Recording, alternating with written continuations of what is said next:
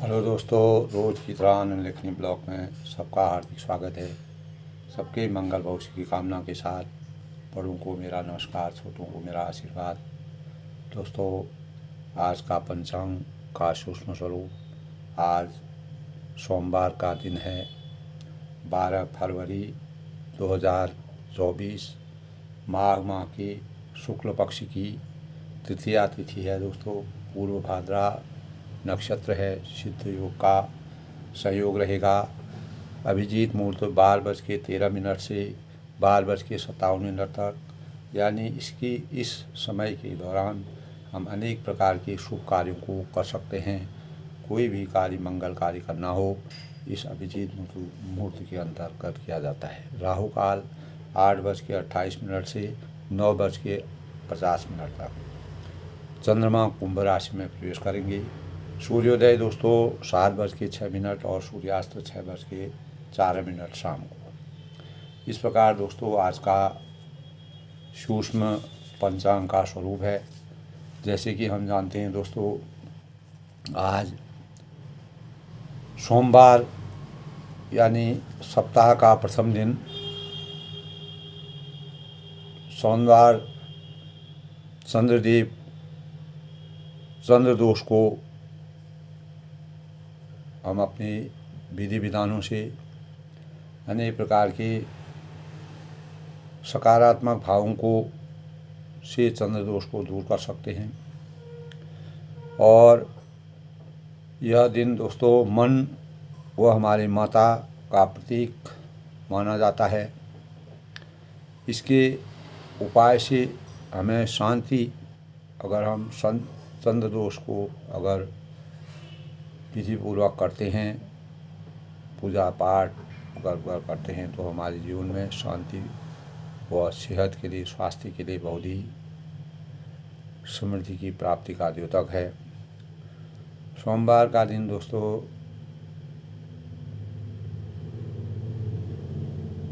प्रकृति की संभावना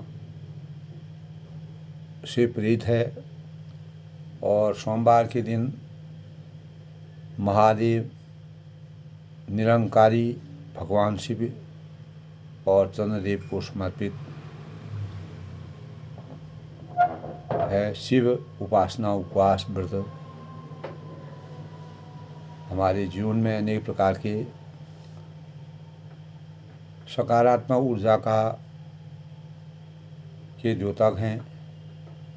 शिव जी में दोस्तों प्रातःकाल शिवलिंग पर जल चढ़ाना, जल अभिषेक करना और अनेक प्रकार के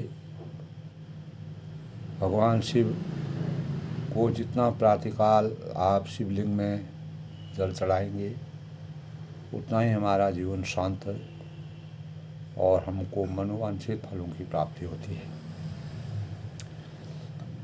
शिव जी के व्रत के दिन दोस्तों सोमवार को किसी प्रकार का तामसिक भोजन कभी नहीं करना चाहिए। शिव का दिन सोमवार इसीलिए है कि दोस्तों भगवान शिव की कृपा से चंद्र की रोशनी बढ़ जाती है। इसीलिए शिव जी की जटाओं में चंद्रमा सुशोभित रहते हैं। और भगवान शिव को सोमदेव भी कहा गया है, इसीलिए सोमवार भगवान शिव को समर्पित होता है। सोमवार को दोस्तों हमारे जीवन की दिनचर्या का शुभारंभ माना जाता है। किसी भी शुभ कार्य को करने सोमवार से शुरू करने से हमारे आगे आने वाले कार्यों में शुभ संकेत प्राप्त होते हैं। और जो हमारी वर्तमान दिनचर्या है उसमें कुछ परिवर्तन करने का हमारे भाव हमारे अंदर समाहित होते हैं। सोमवार सबसे अच्छा दिन माना गया है। सोमवार को शिव आराधना और जल अभिषेक, बेलपत्र है और विधि विधान के साथ शिव गौरा की पूजा करनी चाहिए। और भोले शंकर को की पूजा विधान अनेक प्रकार के बेलपत्र हैं, धतूरा है, भांग है, मंदार के फूल हैं और चंदन, पीला चंदन भगवान शिव को बहुत ही प्रिय है।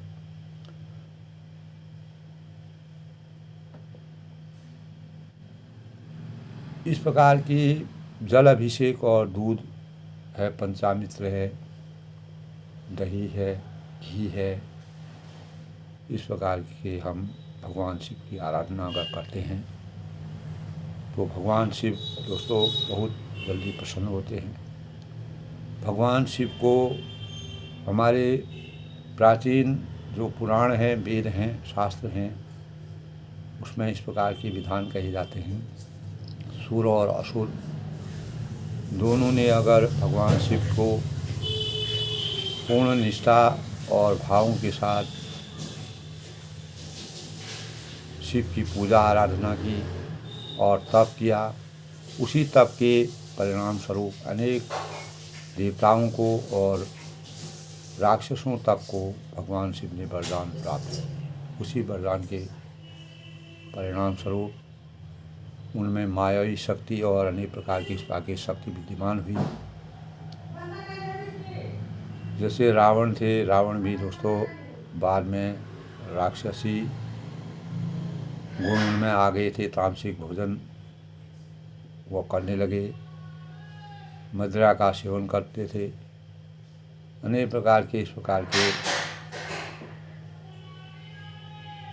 चीज़ों का सेवन करने से रावण बहुत बड़े ज्योतिषी थे।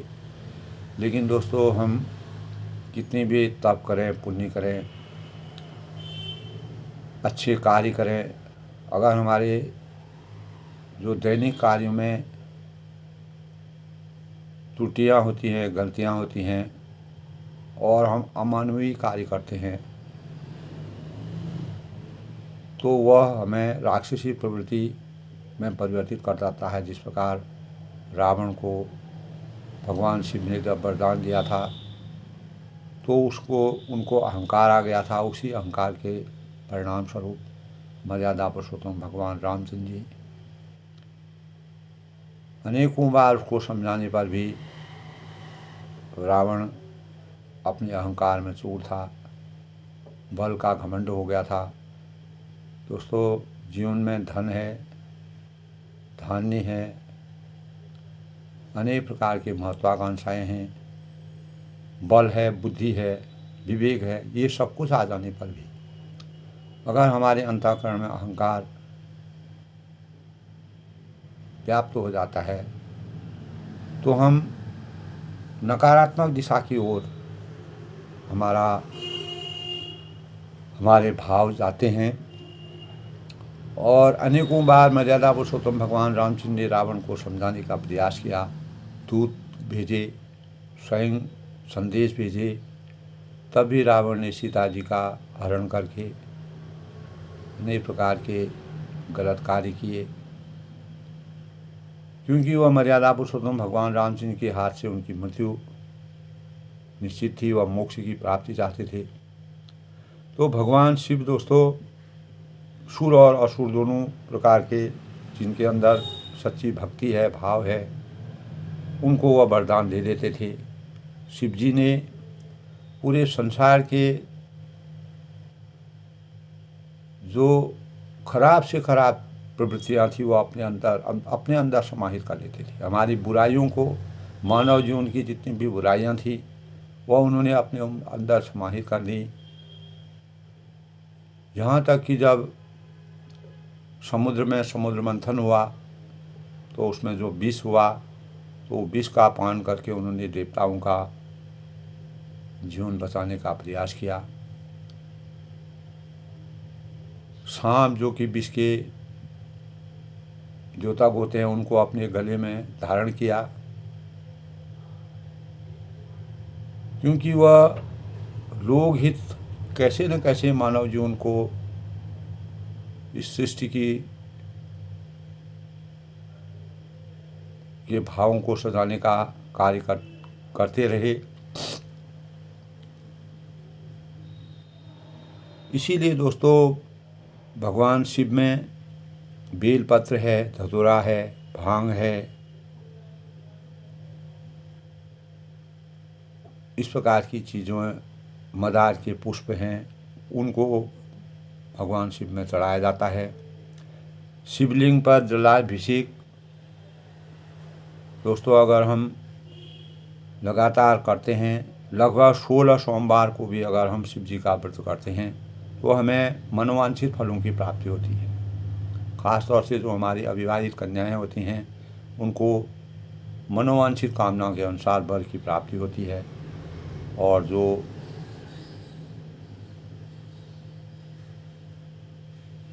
जो सुहागिन स्त्रियां होती हैं उनको उनके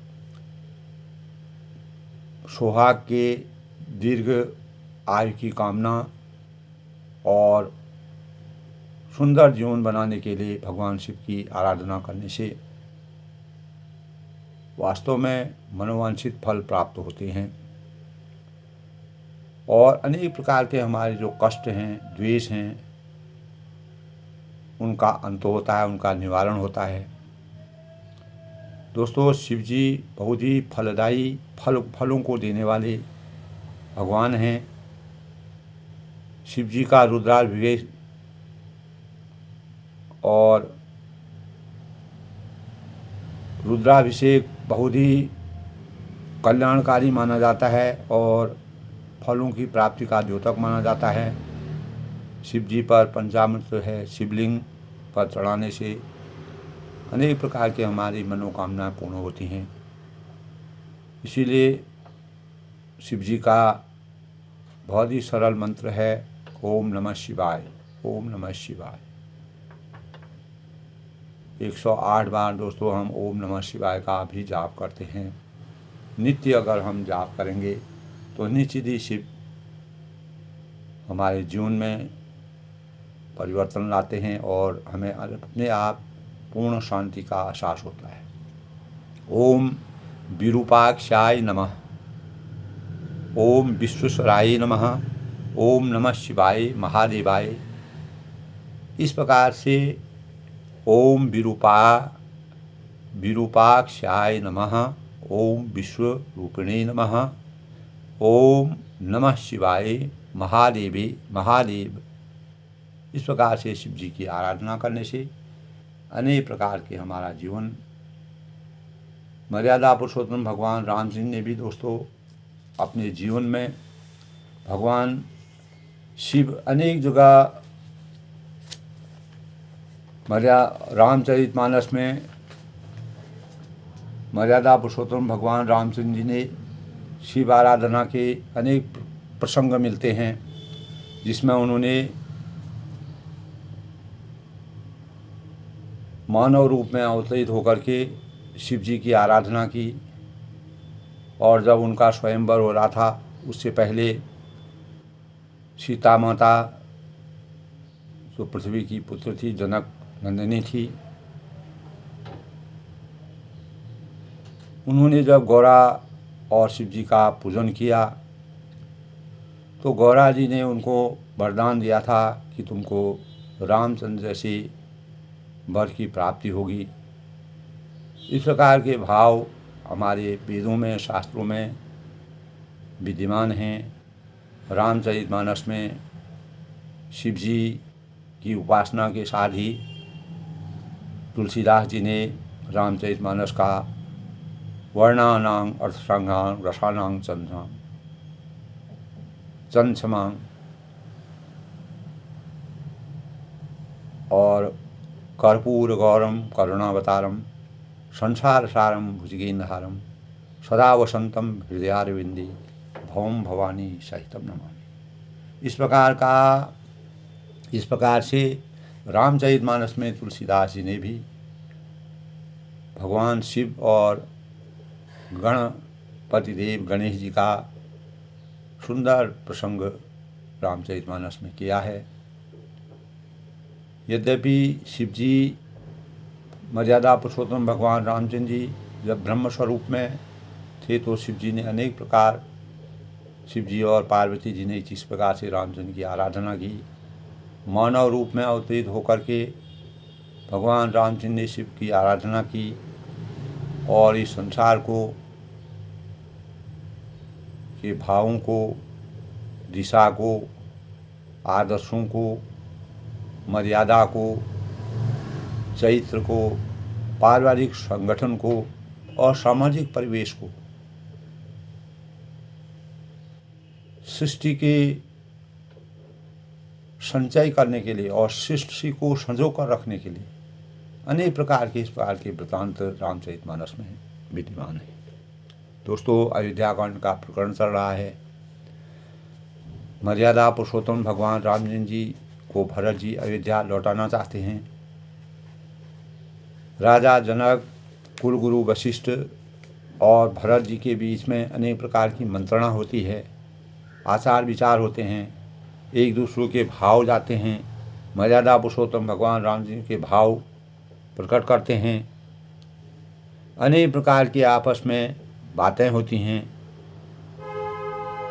एक तरफ जहाँ भरत रामचंद्र जी को वन से अयोध्या में लौटाना चाहते हैं, जनक जी की यही लालसा है और वशिष्ठ जी भी इसी को चाहते हैं।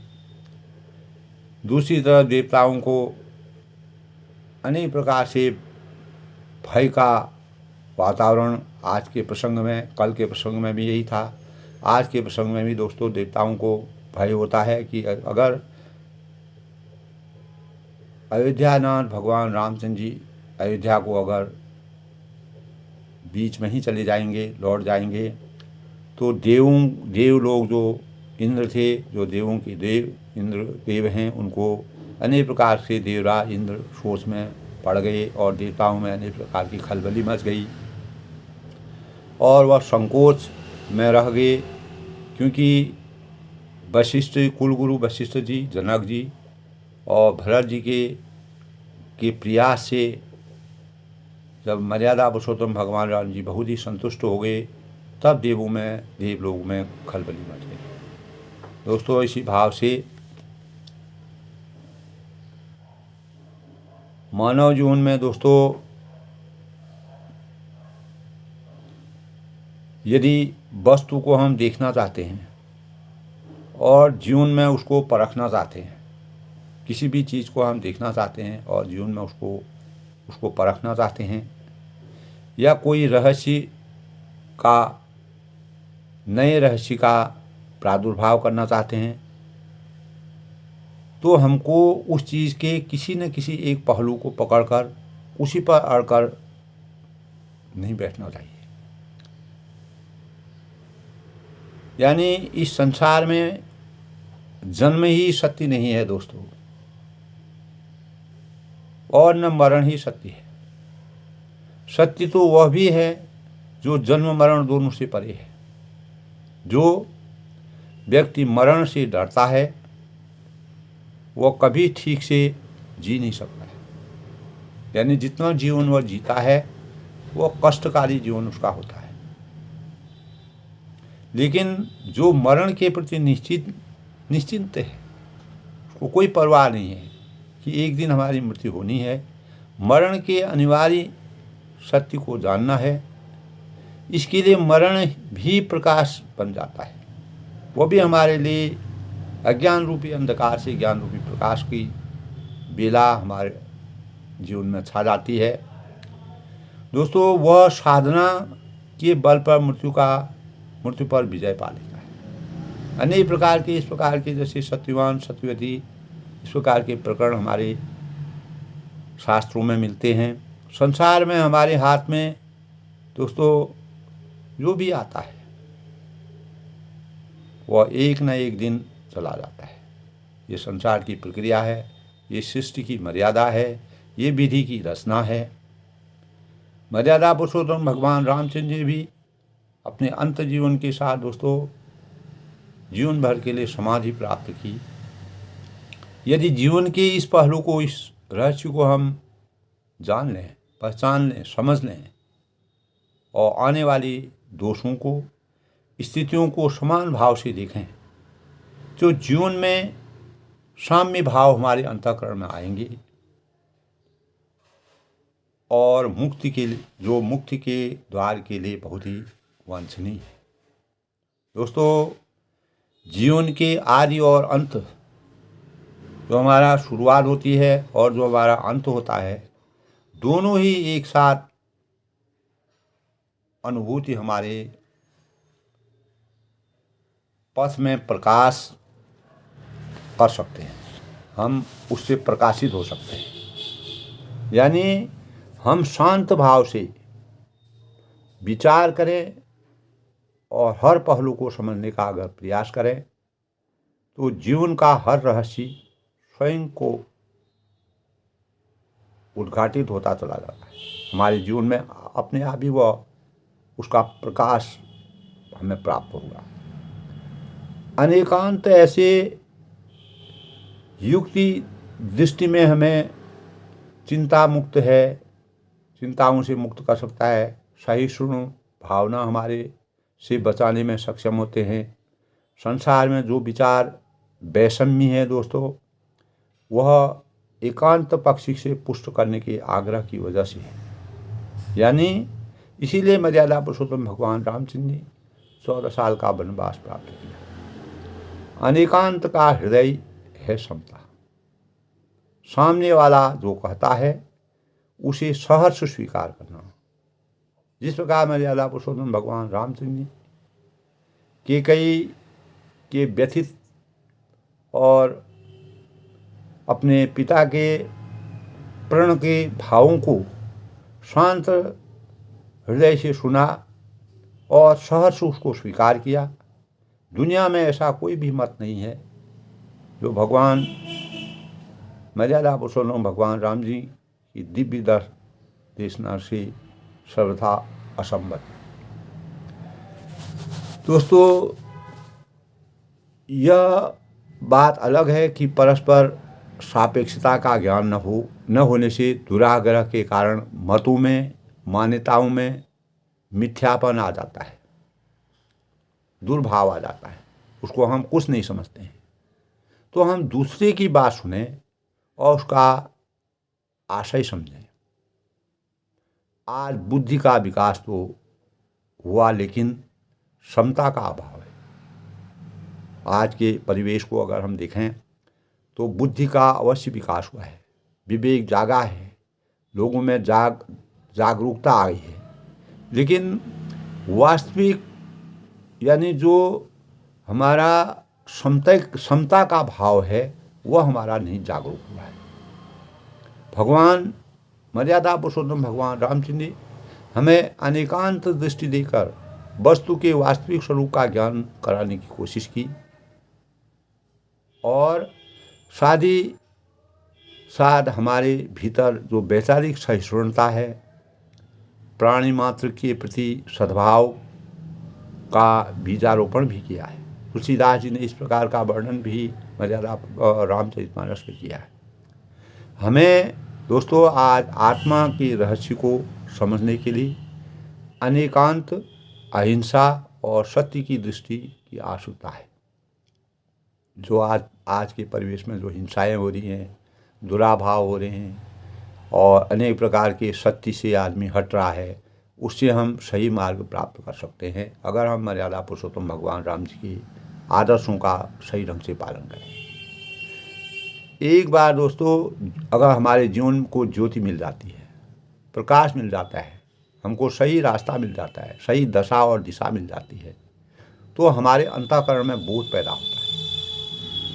जिस प्रकार मर्यादा पुरुषोत्तम भगवान रामचंद्र जी वन को स्वीकार करके अनेक प्रकार के लोगों के बोध को जगाया और आत्मा, इसीलिए दोस्तों कहते हैं आत्मा अपने स्वरूप में शाश्वत है।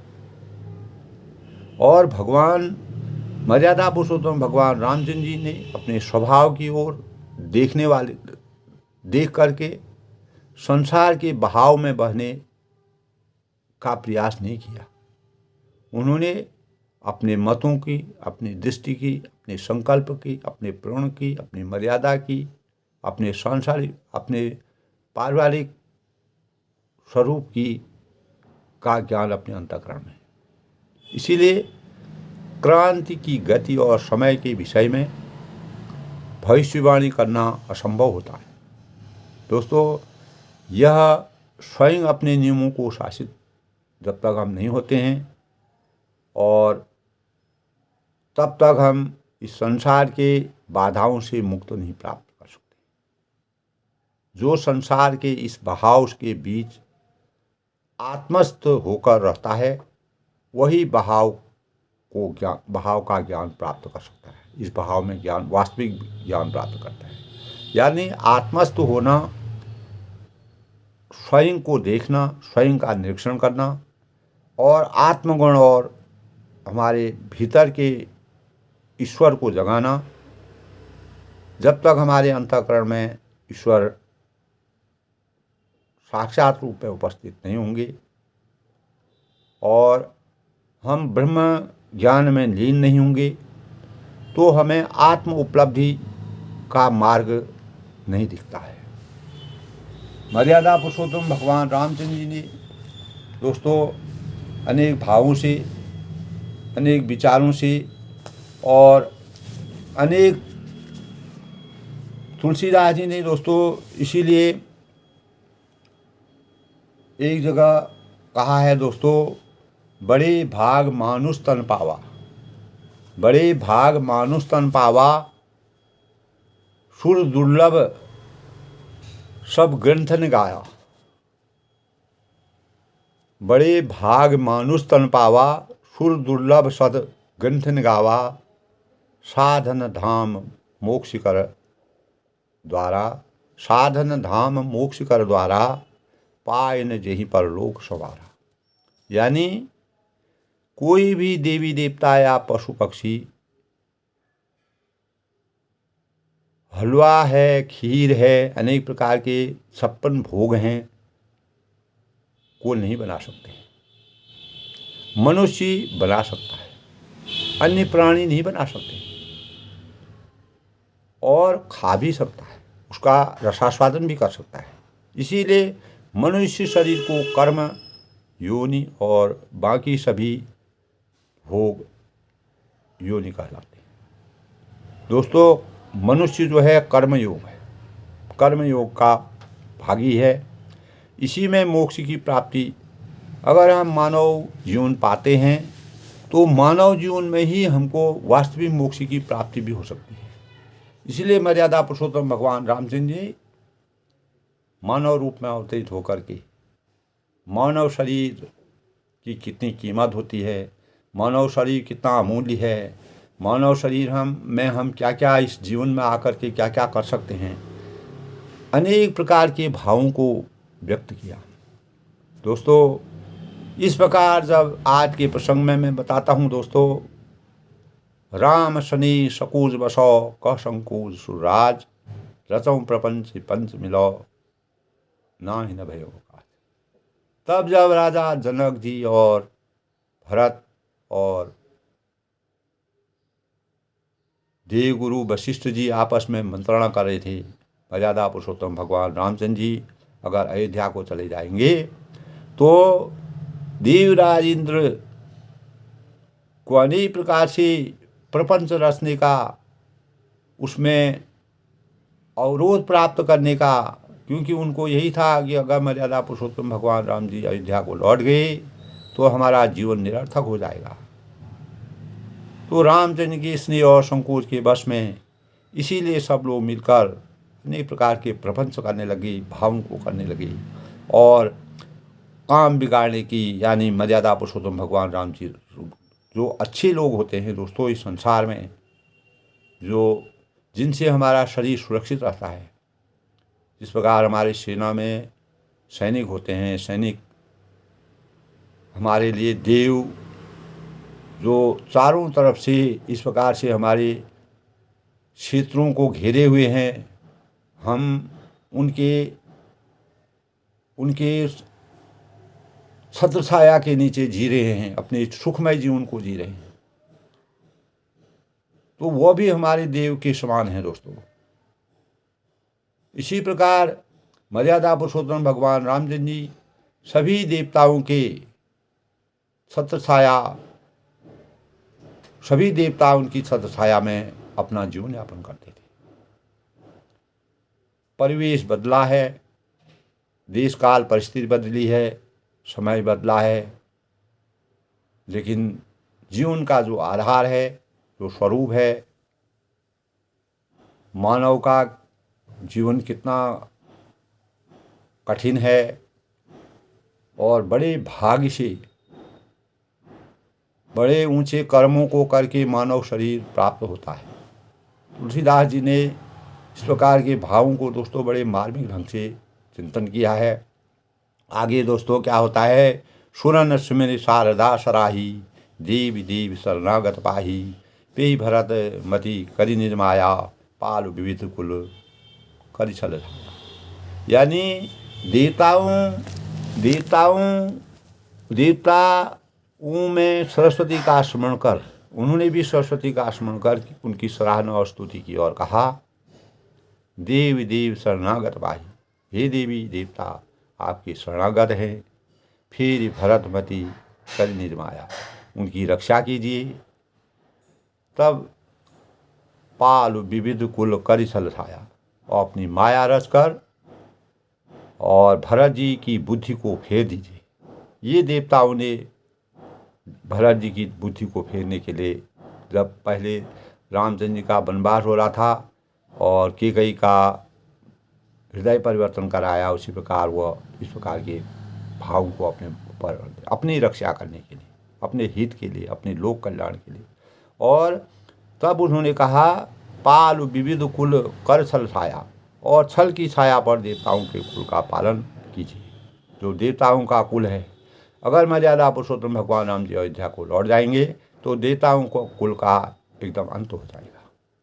इसको बचाने के लिए उन्होंने इस प्रकार का प्रपंच सरस्वती जी की वंदना करने का मन बनाया। विबुध विनय सुनि देव शयानी, तब देवताओं ने विनती सुनकर देवताओं को स्वार्थ में बस होने से मूर्ख जानकर बुद्धिमती बोली सुर स्वारस जड़ जानी।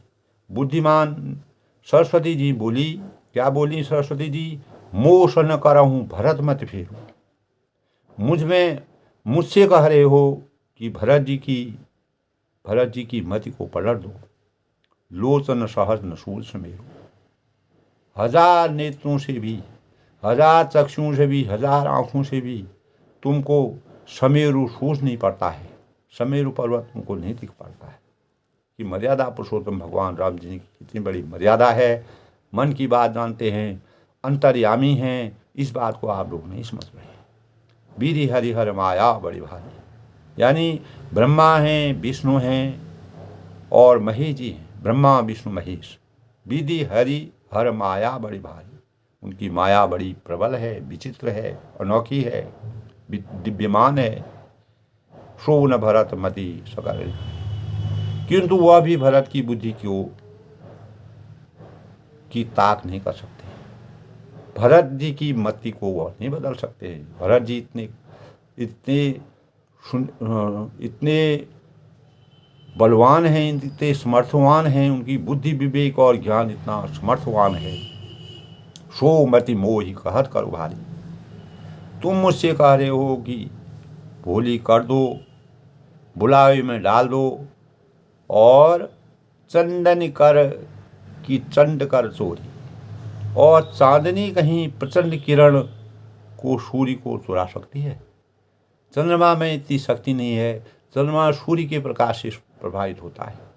भरत जी के प्रभाव से, यानी राम मर्यादा पुरुषोत्तम भगवान राम जी से प्रभाव से ये पूरा पृथ्वी मंडल जो है, यह धरा जो है टिकी हुई है, उनको हम किसी प्रकार से भी उनकी चोरी नहीं कर सकते हैं, उनके साथ छल प्रपंच नहीं कर सकते हैं, उनके साथ कपट नहीं कर सकते हैं, किसी प्रकार की मति भ्रम उनको नहीं कर सकते हैं। भरत हृदय सिया राम निवास, भरत जी के हृदय में मर्यादा पुरुषोत्तम भगवान रामचंद्र जी और सीता जी का वास है। और तह न तमिर, जहाँ रनिन प्रकाश हो, और जहाँ सूर्य का प्रकाश होता है। अवध वहाँ जहाँ राम निवास हो, दिवस वहाँ जहाँ इसी प्रकार दोस्तों उन्होंने कहा कि तब सरस्वती ने कहा कि जहाँ सूर्य का प्रकाश होता है वहाँ कहीं अंधेरा रखता है, वहाँ कहीं अंधेरा नहीं होगा। जहाँ अज्ञान रूपी अंधकार से ज्ञान रूपी प्रकाश आ जाता है तो वहाँ पर कोई भी प्रकार की मति भ्रम या कोई भी प्रकार का प्रकाश से वंचित वह स्थान नहीं रह सकता है। अस कहीं शारद गई विधि लोका। इस प्रकार ऐसा कहकर सरस्वती जी ब्रह्मलोक को चली गई। वो भी निराश हो गई।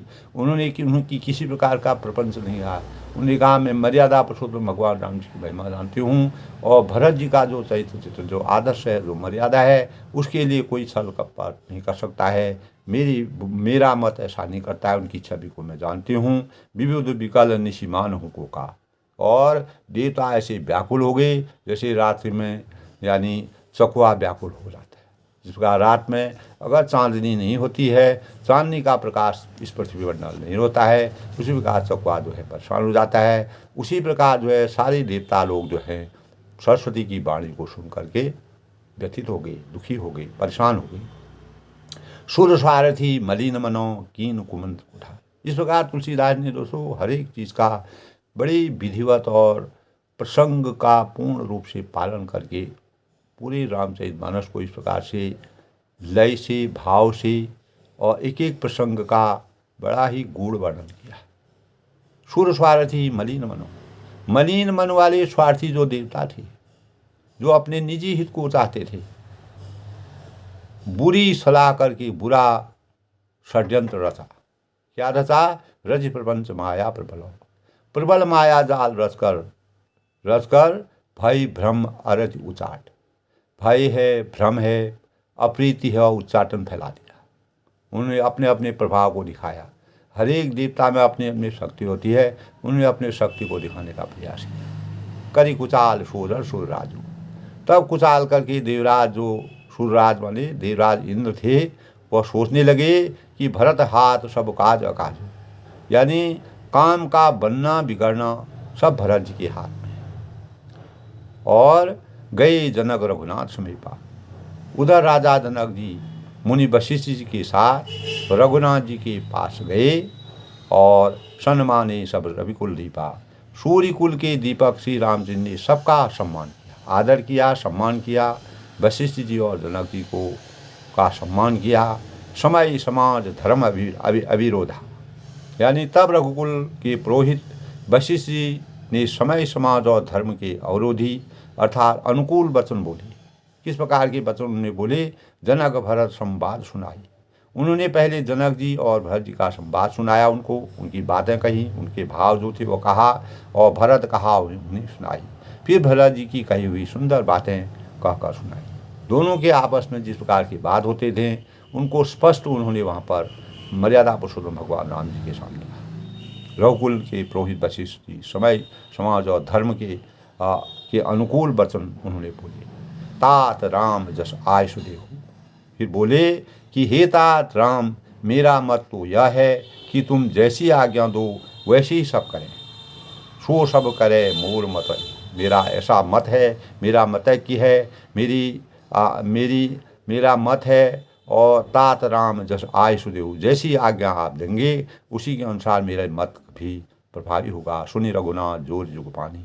तब दोनों हाथ जोड़कर श्री रघुनाथ ने सत्य सरल और कोमल वाणी से क्या कहा? बोली सत्य सरल मधुबानी। क्या कहा? विद्यमान आपन मिथिलेशु। आपके और मिथिलेश्वर जनक जी के विद्यमान रहते हुए मेरा कुछ कहना इस प्रकार से भद्दा है, अनुचित है और शोभा नहीं देता है, क्योंकि आप मेरे से बड़े हैं, क्योंकि मर्यादा पुरुषोत्तम भगवान राम जी मानव रूप में अवतरित है। मोर कहब सब भांज बधेरू और राव रजाइशु होई। आपकी और महाराज की जो आज्ञा होती है मैं आपकी शपथ करके कहता हूँ कि वही सत्य होगा और उसी को हम सिरोधारी करेंगे। मर्यादा पुरुषोत्तम भगवान राम जी बात कही, लेकिन संकोच हो रहा है। संकोच बस स्पष्ट रूप से कोई बात नहीं हो पा रही। राम शपथ सुनी मुनि जनकु शोकची सभा समेत। सकल बिलोचन भरत मुखु बनई न उतर। तब क्या होता है परिस्थिति में? श्री रामचंद्र जी के शपथ सुनकर सभा समेत मुनि और जनक जी संकोचा गए, संकोच हो गया उनको। अगर हम ये बात कहते हैं, मर्यादा पुरुषोत्तम रामचंद्र जी कहा, जनक जी और वशिष्ठ जी जो बात कहेंगे वह सभी को सिरोधार्य करना होगा। सब स्तंभित हो गए, आश्चर्य हो गए, किसी के से उत्तर नहीं दे बनता। तब लोग भरत जी के मुख की तरफ ताक रहे हैं, देख रहे हैं। अब भरत जो है किंग कर्तव्य विमूढ़ अवस्था में हैं, वह किस प्रकार से अपने भावों को कहें। सभा, क्योंकि मर्यादा पुरुषोत्तम भगवान राम जी बीच में अयोध्या लौटेंगे या नहीं लौटेंगे, ये भाव कोई भी स्पष्ट रूप से नहीं कर रहा है। सभा सकुच बस भरत निहारी, यानी राम बंधु धर धीरज भारी, कुसुमई देख समय संभारा, बढ़त बीज जब घटक द्वारा। भरत जी ने सभा को संकोच के बस देखा। राम बंधु भरत जी ने बड़ा भारी धीरज धरकर और कुसुमय देखकर अपने उमड़ते हुए प्रेम को संभाला। जैसे बढ़ते हुए विंध्याचल को अगस्त्य जी ने रोका था। विंध्याचल पर्वत जब बढ़ रहा था तो अगस्त्य जी ने अपने बल से, अपने प्रताप से उसको संभाला था। इसी प्रकार के भाव यहाँ पर भी होते हैं। शोक कनक लोचन मत छोनी, हरि विमल गुण गण जग जोनी, भरत विवेक बराह बिरहाला, अनायास उद्धृत ही काला। यानी शोक कनक लोचन मति बोरी, शोक रूपी घृणा की सारी सभा की बुद्धिमती पृथ्वी को हर लिया और विमल गुण समूह रूपी जगत को योनि उत्पन्न करने वाली थी। भरत जी ने, भरत विवेक बराह विशाला, भरत जी के विवेक रूपी विशाल बारह रूपधारी भगवान ने शोक रूपी हृणाशक्ति को नष्ट कर बिना ही परिश्रम उसका उद्धार कर दिया। इस प्रकार के प्रकरण मर्यादा पुरुषोत्तम भगवान राम जी करि प्रणाम सब कहाँ कर जोरी, राम राव गुरु साध बिहोरी। भरत जी को प्रणाम करके सबके प्रति हाथ जोड़ी और प्रणाम किया उन्होंने, सबके प्रति हाथ जोड़ी। करि प्रणाम करि सब गुरु जोरी, राम राव गुरु साध बिहोरी। तथा श्री राम जी ने राजा जनक जी, गुरु वशिष्ठ जी और साधु संत सभी की विनती से कहा, क्या कहा, क्षमऊ आज अति अनुचित मोरा, आज मेरे इस अत्यंत अनुचित बर्ताव से को क्षमा कीजिएगा। कहूँ वचन कठोरा, मैं कोमल छोटे मुख से कठोर धृष्टतापूर्वक वचन कर रहा हूँ। वह वचन वह क्या कहते हैं दोस्तों, ही सुमरी शारदा सुराही। फिर उन्होंने हृदय में सरस्वती की, सुहावनी सरस्वती को स्मरण किया। अपने अंतःकरण में सरस्वती हमारे कंठ में विराजमान होती हैं दोस्तों। मानस में मुख पंकज आई, और वे मानस से उनके मन रूपी मानसरोवर में उनके मुखार बिंदु पर वह भाव विराज जाते हैं, आते हैं। विमल विवेक धर्म नैशाली, निर्मल विवेक धर्म और नीति की युक्त भरत जी की वाणी सुनकर हंसनी के समान गुण दोष का विवेचन करने वाली, यानी विमल विवेक धर्म नैशाली भरत भारती मंजू मराली। सरस्वती जी जहाँ पर विराजमान होती है वहाँ का वातावरण अलग होता है। निरख विवेक विलोचन नहीं, शिथिल स्नेही समाज। तब विवेक के नेत्रों से सारे समाज में प्रेम शिथिल देखकर, प्रेम को शिथिल देखकर शिथिल स्नेही समाज में सब निरख विवेक विलोचन नहीं, विवेक के नेत्रों से, विवेक रूपी नेत्रों से सारे समाज के प्रेम को स्थिर देखते हुए करि प्रणाम बोले भरतु सुमिर सिय रघुराज। सबको प्रणाम कर सीता जी और रघुनाथ जी का स्मरण करके भरत जी क्या बोले, भरत जी बोले दोस्तों, आज के प्रसंग में किंग कर्तव्य विमूढ़ अवस्था में मर्यादा पुरुषोत्तम रामचंद्र जी, सरस्वती जी बीच में आती हैं। सरस्वती भरत जी का मन को नहीं बदल सकती हैं।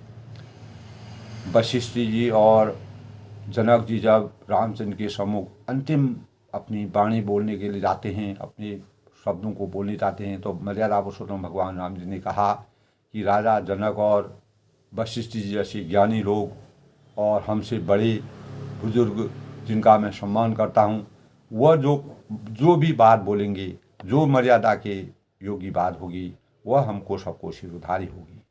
तब उन्होंने दोनों ने भरत जी की तरफ संकेत किया। तब भरत जी को अनेक देवताओं ने, भरत जी के इंद्रदेव ने, तब सरस्वती ने भरत जी के आचरण, मर्यादा और आदर्श के बारे में सभी को बताया। और सरस्वती जी की भी बात नहीं चली। तब सरस्वती ने कहा कि मैं इसमें कोई निर्णय नहीं ले सकती हूँ। और भरत जी का जीवन को मैं, उनके मन को, उनकी बुद्धि को, उनके विवेक को मैं बदल नहीं सकती हूँ। मेरे अंदर इतनी शक्ति नहीं है और मैं उसके उसके उसके विरोध में कोई बात नहीं कर सकती हूँ। इस प्रकार से मर्यादा पुरुषोत्तम भगवान रामचंद्र जी, भरत जी अपनी बातों को अब सहर्ष बोलेंगे कि अंततोगत्वा दोस्तों लक्ष्य यही है कि मर्यादा पुरुषोत्तम भगवान राम जी को अयोध्या लौटाना चाहते हैं, जो मर्यादा के अनुकूल नहीं है।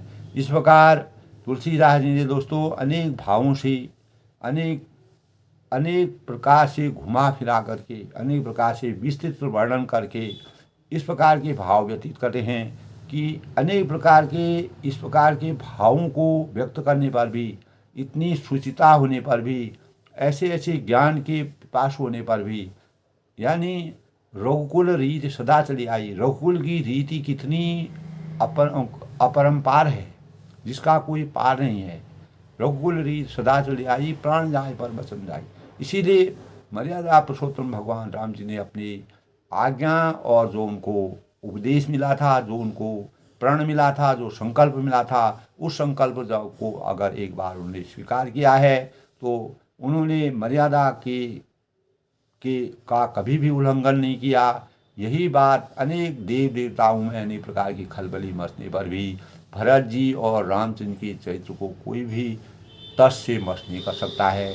उनके अंतर्गत इस प्रकार से तुलसीदास जी रामचरितमानस में आज के प्रसंग में भरत और राम जी के व्यक्तित्व का, उनके आदर्शों का, उनकी मर्यादाओं को कैसे हमको प्रस्तुत करना चाहिए। मर्यादा पुरुषोत्तम भगवान राम जी जब जनक जी और वशिष्ठ जी को पूरी आज्ञा दे दी कि आप जो कुछ कहेंगे, नीति संगत बात कहेंगे, वह हमको सबको सिरदारी होगी, तब अंततोगता भरत जी जो है, तब निरखि विवेक विलोचन ही शिथिल सदी समाज, इस प्रकार की जब पूरी मंत्रणा होगी, मंत्रणा होने के बाद सब लोग जो है समाज में निसंकोच, यानी सब लोग शिथिल पड़ गए और व्यथित परेशान हो गई कि अब क्या किया जाए।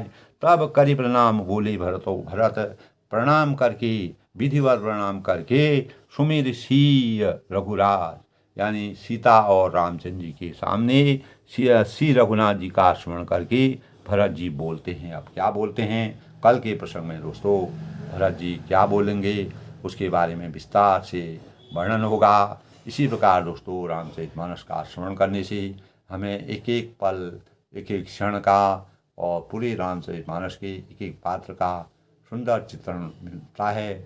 हम अपने भावों को बदल सकते हैं, अपने विचारों को बदल सकते हैं। हमको अपने प्रण में, अपने संयम में, अपने सिद्धांतों में किस प्रकार से अटल रहना चाहिए, ये हमें मर्यादा पुरुषोत्तम भगवान रामचंद्र जी और भरत जी के चरित्र से प्राप्त होता है। अनेक प्रकार के दोस्तों हमारे जीवन में अपने सुख के लिए इंसान कितना और देवता जो हैं, जो स्वार्थी देवता लोग हैं, देव लोग हैं, वह उन लोगों में भी खलबली मचती है। वो अपने सुख के लिए सोचते हैं, लेकिन मर्यादा पुरुषोत्तम भगवान राम जी मर्यादा के अवतार इसलिए कहलाए गए कि उन्होंने निजी हित को हमेशा के लिए न्यौछावर करके, इसी प्रकार भरत जी ने निजी सुख की कभी परवाह न करते हुए लोक कल्याण के, प्रजा के हित के लिए, मर्यादा के लिए, आदर्शों के लिए अपने जीवन को हमेशा के लिए चरितार्थ किया।